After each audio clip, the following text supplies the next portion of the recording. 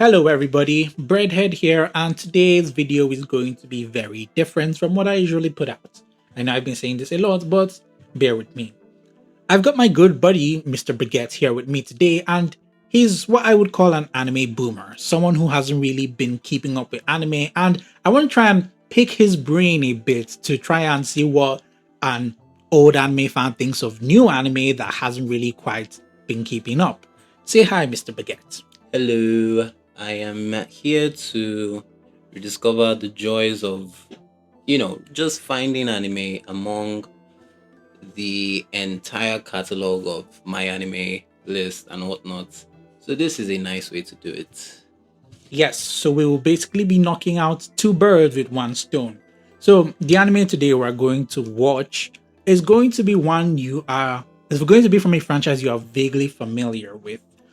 People online have been saying that this new entry is a good entry point into the franchise, but I think otherwise. But for you, we'll be checking out episode 1 and hearing what your thoughts will be.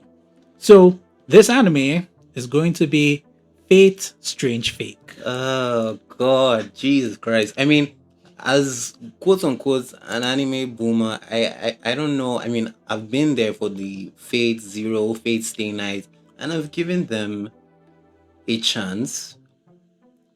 Well, I never thought I'll be back at Fate, but if this is what it takes, I mean, it's a very long series, so I understand how So it like might still be relevant.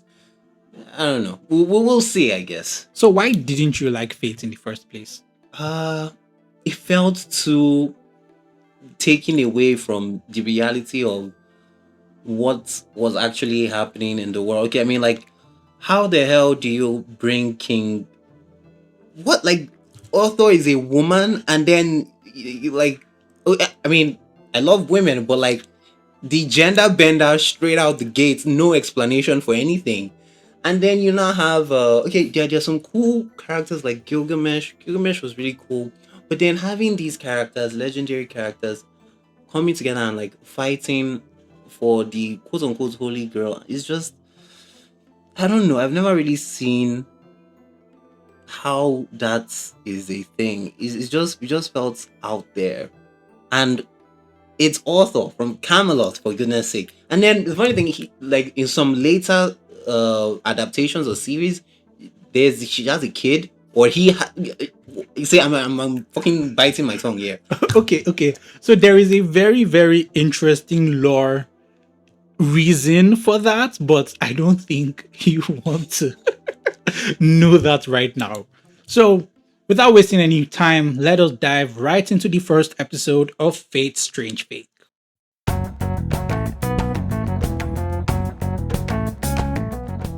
So, what did you think of the first episode of Fate Strange Fate?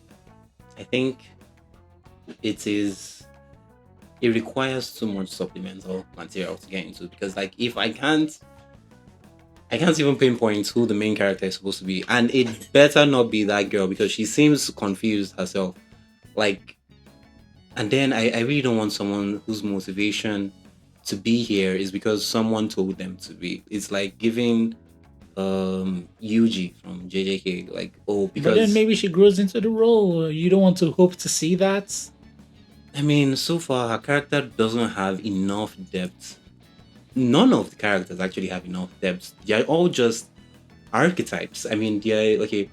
I get, with the archetype stuff with the, saber, executor, what the archer and whatnot. That fits their fighting class, their all of that. And even some to an extent their personality. But with the masters themselves, I don't know. I'm not really a fan of wimps. But I guess growing into the role. But then, what is the role exactly? Again, what is the point of this holy girl? What is up to now? Like in the first episode, I haven't heard anyone's real motivation to actually win the war. It is the first episode. This feels like one of those things you would have to watch further to kind of like get a better grasp. Hmm. But throwing it out there in the first episode wouldn't set up a lot of mysteries, don't you think? I mean, the first episode should be the hook. It should be like, yeah, come in here. This is what's gonna happen. There's a war happening.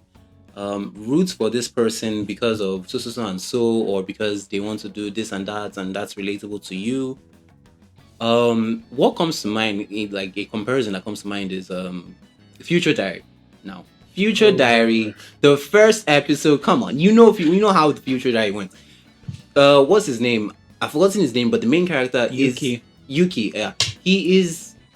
He's just a piece of shit character. He's very lazy. He's not really outgoing like that. He doesn't for a very long time. He doesn't. He's not really active. But there are some things about him that are really instantly relatable to someone that anime watchers at that time and even now. And right from the episode, you get the idea. Okay, this is what is at stake. You have this type of power, or even though it kind of ends with a cliffhanger that he discovers that okay, he has this future diary and whatnot. But you get the idea. Okay, there are 12 other niggas that this dude has to survive, and somehow he has to do that with this specific power, and the reward for that is becoming literal god. I don't know. There's nothing. There's no information on what the reward for the future girl is, and from the like. You get your wish granted. Okay, so what are the characters' wishes? Like, there's that guy in the office. He was being blackmailed by his servants for more food, and he was like, "Oh, some people are listening to us. Like, okay, he has enemies, and no, he's an important dude and whatnot. I get that. I get that vibe. But what is his goal? Okay, then there's that dude who is working for Francesca or something. Um, his own goal is to like hide the holy grail, and I can see that. Okay, maybe that might be interesting to see. Okay, how is it going to contain all of this? Very very obvious, unexplainable things happening. And that might even be more interesting than what they even have going on, honestly. But again, I mean, you watched it. So does anyone have a clear goal at the end of episode one? So to be fair, one of the appeals to like battle royale stuff is finding out why these people are in the battle royale in the first place. Like Future Diary, for example, a lot of these people, we don't know what they want to do when they become God in that first episode. I mean, hell, we don't even know what wants in the first episode. I mean, we know it's something Yuki related, but as we go on, we find out it's tied to their characters. Like maybe this person wants to become God so that they can cure their sick relative that's in the hospital with an incurable disease.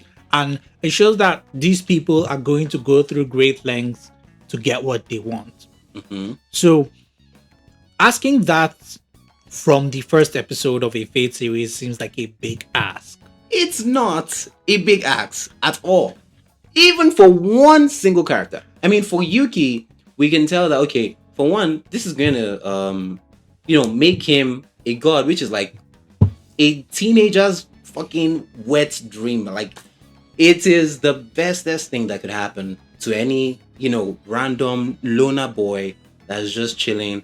He gets an invite to play a game and potentially become god. Are you kidding me? It doesn't really matter in that present moment what his motivations are, but the reward, and okay. The next question would be okay. It's a death game, obviously. So are you going to risk your life and get into the death game for whatever reason to become god? You already have the motivation, even baseline base. You have the motivation, become a deity, be all powerful, do whatever you want, whether you have a sick mother or a sick granny or whatever you want to revive from death or something. But here we're jumping into so many scenes, and then again that girl pisses me off. That's laughing. What do I call her? Francesca? Emoto type character. She pisses me off already so much because like, what is she bringing into the episode? She's just like, okay, maybe like there's someone. There's obviously always it's fate. There's obviously someone in the background lurking and doing stuff. But I don't get it. Like none of the characters say that okay, what their wish might be, why we should root for any one of them. Like at the end, the post credit scene was intriguing enough with the honestly, the is a priest that was more intriguing to me than any other thing. Like, okay, what's an old man doing in this type of game here? And you know how old men in in anime is now. Like, but the rest is just like edgy, simple moe, all of that kind of bland 2D character stuff. None of them have goals. None of them have anything that's like hooking me to like say I want to find out what happens next. Okay, so what did you like about the first episode? Mm, I like the guy's Saber's entrance. His entrance was pretty cool. It was alright. Yeah, it was typical flashy medieval, and he mentioned author name drop. I know that everyone is honestly the fandom is, I'm sure the fandom really really loves Saber I because mean, she's, Saber is the mascot of yeah, Face. she's definitely the mascot. So she's, he's hailing, dropping name dropping, all of that.